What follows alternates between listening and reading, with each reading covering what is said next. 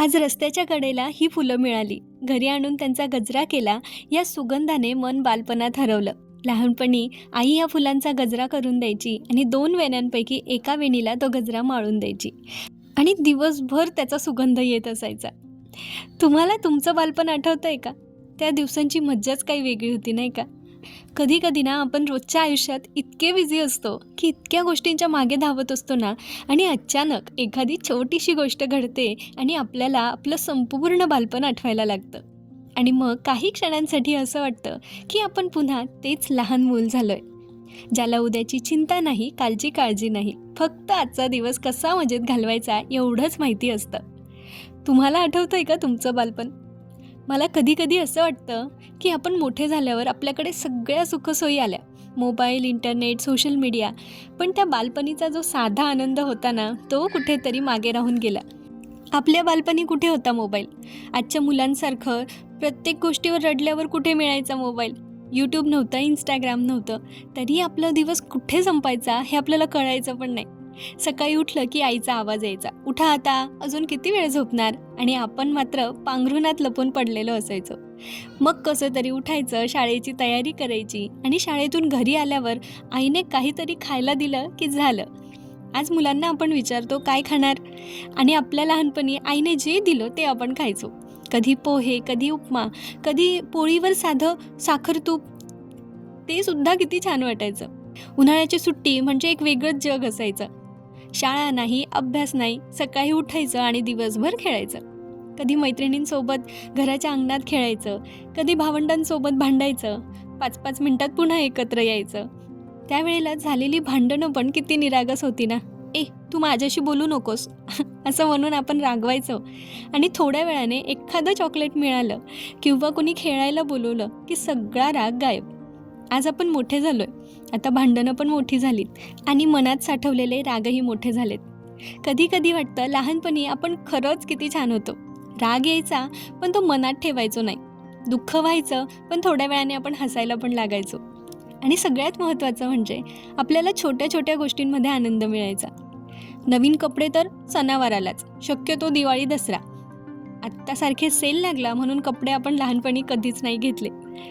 आईने आवडतं जेवण बनवलं की आनंद व्हायचा, शाळेला सुट्टी मिळाली की आनंद, पावसाळा सुरू झाला की आनंद, आणि पाऊस पडला की घराबाहेर जाऊन मस्त भिजायचं. आई ओरडणार हे माहिती असूनही भिजायचं. आणि मग घरी आल्यावर किती वेळा सांगितलं होतं पावसात भिजू नकोस असा आईचा ओरडा खायचा. पण खरं सांगायचं तर त्या ओरडण्यात पण एक वेगळीच माया होती. आज आपण आईच्या त्या ओरडण्याला आठवतो आणि वाटतं आईने पुन्हा एकदा तसंच ओरडावं आणि आपण तिच्या खुशीत शिरावं. कधी कधी ना बालपणाची आठवण एखाद्या व्यक्तीमुळेही येते. एखादं जुनं गाणं, एखादा जुना सुगंध, नॉस्टॅल्जिक असा. कुठेतरी जुन्या शाळेसारखी इमारत दिसली किंवा अचानक एखाद्या जुन्या मैत्रिणीची आठवण आली की आपण क्षणात आपल्या बालपणात पोहोचतो. आणि मग मनात एक विचार येतो, आपण इतके मोठे कधी झालो? कालपर्यंत आपण आईबाबांच्या हातात हात धरून चालत होतो आणि आज आपण आपल्या मुलांचा हात धरून चालतोय. कालपर्यंत आपली आई आपल्याला अभ्यास कर म्हणून सांगायची आणि आज आपण मुलांना ते सांगतोय. कालपर्यंत वाटायचं की मोठं झाल्यावर खूप मज्जा येईल, पण मोठं झाल्यावर कळलं लहानपण किती सुंदर होतं. तेव्हा आपल्याकडे फार पैसे नव्हते पण आनंद मोठा होता. मोठ्या मोठ्या गोष्टी नव्हत्या पण छोट्या छोट्या गोष्टीत समाधान होतं. आज आपल्याकडे खूप काही आहे पण मनाला शांतता हवी असते.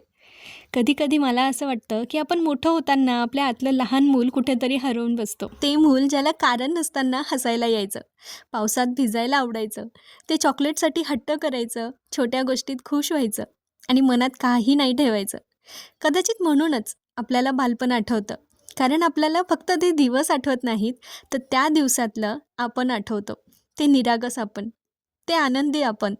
आणि कदाचित आजच्या धावपळीत आपल्याला पुन्हा एकदा आपला बालपणातलं आपण हे भेटायचं असतं. आपण मोठे झालो असलो तरी आपल्या हातलं ते लहान मूल पूर्णपणे हरवू देऊ नका.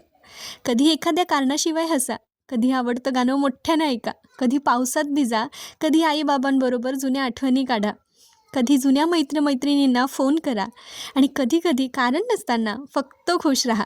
कारण आयुष्य खूप वेगाने पुढे जातं आहे. आज आपण ज्याला आज म्हणतो आहे, काही वर्षांनी बालपणासारखाच तो पण आपला सुवर्ण आठवणींचा काळ होऊ शकतो. म्हणून कदाचित आजचे दिवसही तितकेच सुंदर आपण जगायला हवे. तर आज माझ्या बालपणीच्या आठवणीत मी रमले.